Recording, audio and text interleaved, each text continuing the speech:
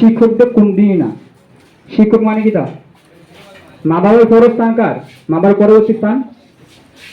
মা বাবার পরবর্তী স্থান কার? শিক্ষকের। শিক্ষকের আমরা কোনোদিন রেসপেক্ট করতাম না, ঠিক আছে? আর কিছু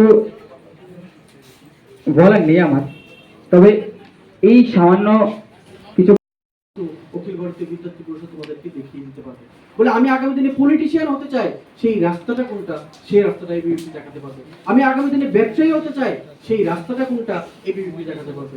চাকরি করতে চাই, সেই রাস্তাটা কোনটা, এবিভিপি দেখিয়ে দেবে। এই জন্য তোমরা এবিভিপি করবে।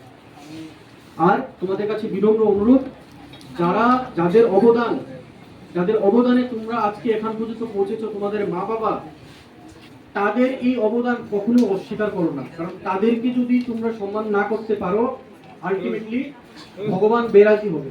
আর ভগবান যদি তোমাদের উপরে যদি মানে খারাপ দৃষ্টি থাকে, তোমাদেরকে যদি মানে অভিশাপের চোখে উনি দেখে, তাহলে তোমার জীবন ধ্বংস হয়ে যাবে। আর মা বাবা ভগবান থেকে কম নয়, তাদেরকে সবসময় সম্মান করা, যারা বড় আছে তাদেরকে সবসময় সম্মান করা।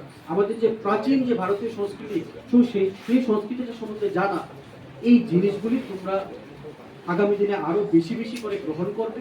কারণ একটা সময় ছিল কমিউনিস্টের আমলে আমরা বিকৃত ইতিহাসকে পড়াশোনা করেছি। আমরা সবাই আজকের দিনে জানি বাবরের পরে হুমায়ুন, হুমায়ুনের পরে আকবর, আকবরের পরে জাহাঙ্গীর, শাহজাহান, ঔরঙ্গজেব পর্যন্ত আমরা নাম বলে দিতে পারবো একজনের পরে একজন।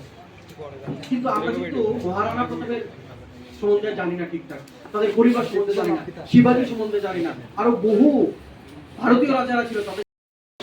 আমি এই স্কুলের সিনিয়র স্টুডেন্ট হিসাবে তোমাদের কাছে আমার কিছু বক্তব্য এবং আবেদন আছে, যেগুলির প্রথম পয়েন্টে পড়ে যে আমরা জানি সবাই এখন স্মার্টফোন ইউজ করি, রাইট?